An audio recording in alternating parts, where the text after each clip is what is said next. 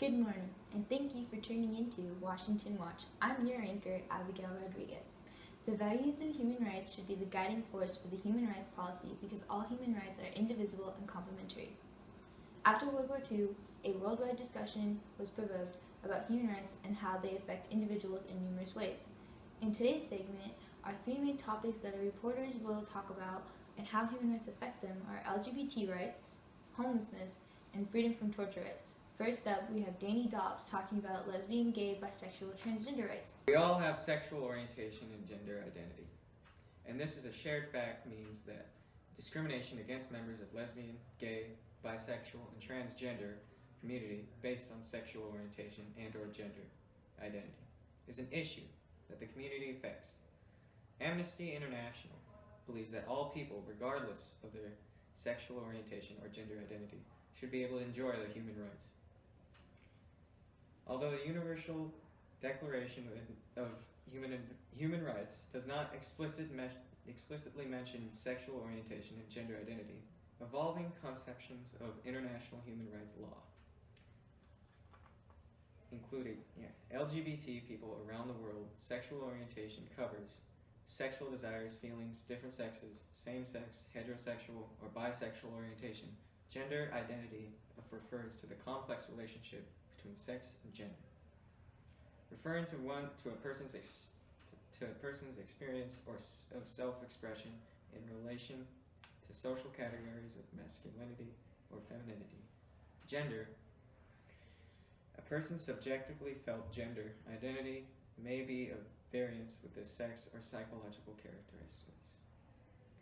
People detained or imprisoned solely because of their homosexuality, including those individuals prosecuting for having sex in circumstances which would not be criminal for heterosexuals, or for their gender identity, are considered to be prisoners of conscience, and Amnesty International calls for their immediate and unconditional release. Amnesty International also calls for the decriminalization of homosexuality, where such legislation remains, including a review of all legislation which could result in the discrimination, prosecution, and punishment of people solely for their sexual orientation or gender identity. All laws should be repealed and amended based on the information above the LGBT community. It seems as though gender identity and sexual orientation is a major issue in today's society, and a lot of people are having a hard time accepting it. So remember, folks, when you feel unaccepted by others or out of place, just know that there are other people fighting a similar battle of acceptance. I'm sure we all know that homelessness is a major issue and is continuing to get worse. The number of people living in unsheltered houses in Seattle and King County has increased by about 19% over the past year, and is currently right now, the number of unsheltered homeless is about 4,505. Now over to Claude Holmes for more details. In 2005, the legislature called the Homelessness and Assistance Act required each county in Washington to develop a plan to end homelessness. Housing and service providers across the state implemented their plans, providing things such as emergency shelter, where people can spend up to 90 days in a shelter, and also transitional housing, where people can spend up to 24 months of housing, and supportive services like counseling, childcare, employment training, and budgeting. 10 years ago, King County made a promise to end homelessness by now, but things just haven't gone to plan. A major problem is the economy in Washington. Thousands of foreclosed homes that might have been available for purchase by low and moderate income persons were taken off the market and turned into rentals by profit-seeking investors during recent years. At the same time, the market for affordable rental housing is heightened, and more people are now renters searching for an affordable place to live. Combined with an expanding upscale housing market being driven by technology company growth in the Seattle metro area, and a lack of affordable homes for sale, the demand for affordable housing is growing while the supply of affordable housing, particularly affordable rentals for very low-income people, can't keep up with the demand. Economy is definitely a major problem, but not the only reason why people end up homeless. There are definitely way more reasons. Criminal backgrounds. Many former prison inmates are eager to start over when they get out of prison, but unfortunately the amount of employers who employ them and the amount of landlords who rent to them is scarce. Without stable homes, they have a high chance of returning back to prison. Out of foster care. Many teens age out of foster care system, end up homeless due to the lack of support they have and the lack of life skills they have. And they are also only 18 years old, and there's very few people who are ready to live on their own at that age. Homelessness is an unfortunate tragedy, and hopefully over time we will be able to reduce the amount of homeless we see today. It's crazy to think that homelessness has increased by about 19% in Seattle and King County. I have high hopes that everyone will put their brains together to help decrease homelessness. Up next, we have Ian talking about freedom of torture rights in Guantanamo Bay prison mates. Ian? I'm sure by now we've heard of what Guantanamo Bay is. A prison for holding things such as suspected terrorists as well as the controversy around it. But with the President-elect's recent comments on filling it with the worst of the worst, we must take a step back and look at why it's been such a problem.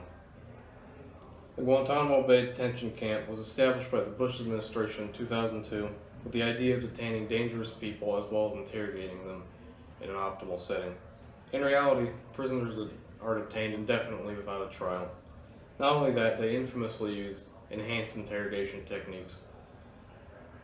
Most well known of these being waterboarding, but also they use force feeding and medication, sleep and sensory deprivation, and the use of extreme temperatures to torture the inmates. According to a Senate Intelligence Committee report on the CIA detention interrogation program, the extent of the torture used by the CIA and Bush administration, as well as attempts to dodge any responsibility, were revealed. But why does any of this matter? This is a violation of the human right we know as freedom from torture, which was outlined in the Universal Declaration of Human Rights, in which the United States participated in drafting. But how has this been addressed? The National Defense Authorization Act requires all government agencies to abide by the Army Field Manual on Interrogation, which strictly prohibits any sort of enhanced interrogation techniques, being deprivation of necessary resources, being food, water, medical care, waterboarding, beatings, and induced hypothermia or heat injury from being used to interrogate inmates. The NDA also requires the Red Cross being provided with notification and access to the detainees. Only so much can be done because there has been no credible criminal investigation into the CIA's methods, which severely limits any action that can be taken against them. Guantanamo Bay has been open for 14 years as of now, and it seems it's in for another 4. Despite its existence being almost certain as of late, it will be interesting to see what these next 4 years have in store for Guantanamo Bay. How shocking it is to hear how many different forms of torture inmates are getting, and it's sad that not a lot of people in the world are aware of it. Hopefully that issue will get resolved soon. That's all we have today. Thanks for tuning in to Washington Watch. I'm your anchor, Abigail Rodriguez.